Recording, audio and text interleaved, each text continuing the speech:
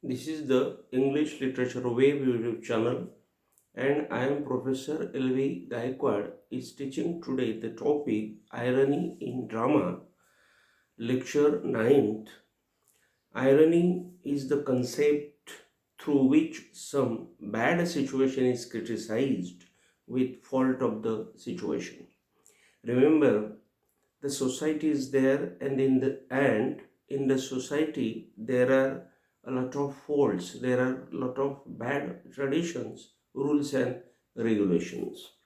That's why these things damage the life generally, and that's why the writers write their dramas with the irony and they criticize the traditions in the society. And that's why irony is one of the element, or I will say the device of the drama. For example, we will say he died in accident after the end of the war. Remember here, this example tells that there is the death of the gentleman, but this gentleman died after the end of the war. It means when the war was there, at that time he should have been dead, but he did not die at that time. And this is the irony there done by the writer, that he died after the end of the war, means he has done nothing for the war. That is the irony which has been brought by the writer regarding this gentleman. So, in the irony, a different matter happens more than the actual situation. It means that there is the irony, and in the irony, the different matters happen, and those matters happen more than the actual situation. Means the actual situation is different, and the reality comes before us is always different. That is the particular point. It means the actual reality we face is different, and the dramatist criticizes differently on the situation. There is a contrast between the expectation and the reality. Means the expectation is different and the reality is different. We saw the example, he died in accident after the end of the war. In this example, the expectation of the society was that this gentleman should do something for the society and he should play that war very honestly. But that gentleman did not do anything for that war, and he did not die in the war. Then he died after the end of the war. So this is nothing but the irony. It means that the gentleman has done nothing for playing that particular war. Now we will see the types of irony. Remember, irony is the particular dramatic device, and now we are studying here the types of irony. This dramatic irony, the first is the dramatic irony. This dramatic irony is known as the tragic irony. Remember, the tragic irony is called the dramatic irony also. Through this, the dramatist attempts to more understanding to the reader than through the characters. Means here, remember, uh, the characters are there through which there is the understanding, but the understanding is more with the irony, and that's why here the dramatist uses the irony. We can prove this with the example of Shakespeare's Othello.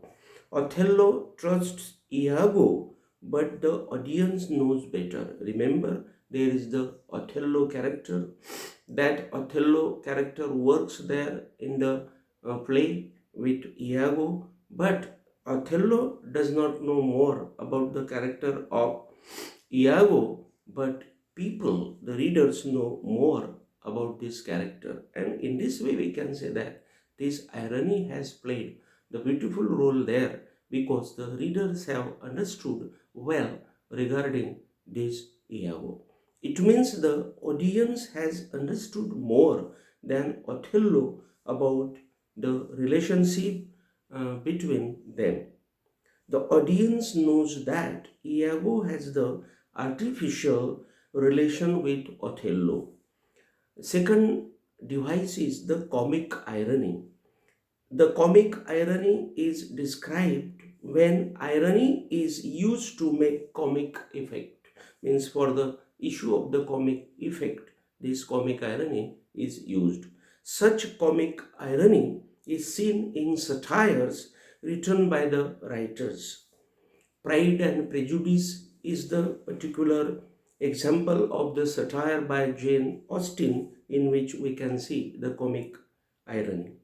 Jane Austen says in this novel that men are hypocrite as they hunt for wives. This is the particular irony which has been made by this I will say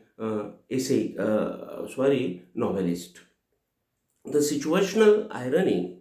the situational irony happens on the particular situation.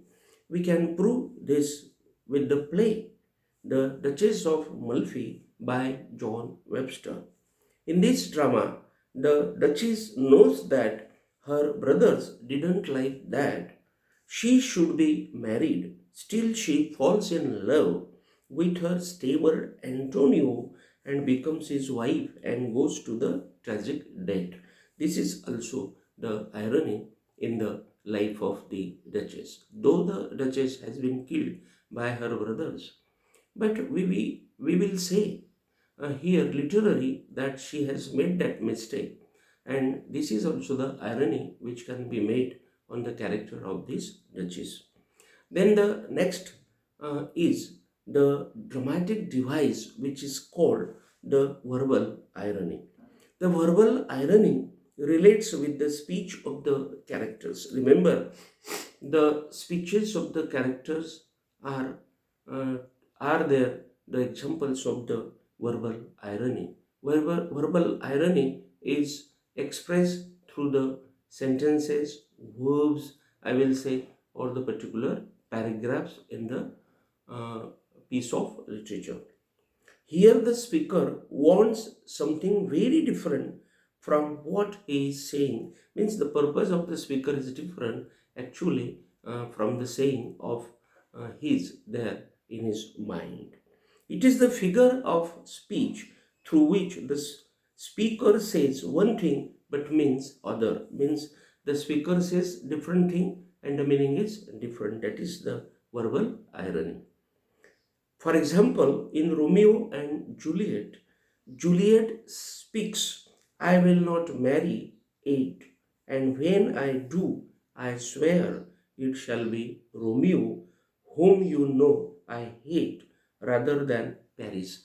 Remember here, there is the say of his father that this Juliet should marry Paris, but actually in the mind of the Juliet is to marry Romeo, and that's why there is the verbal irony. Means in the talk of this Juliet there is the verbal irony, and through this verbal irony she says that finally her decision is fixed and she will marry Romeo. So today we have finished the dramatic device irony in drama. Again we will come in front of each other with a new topic. Till then, thank you very much.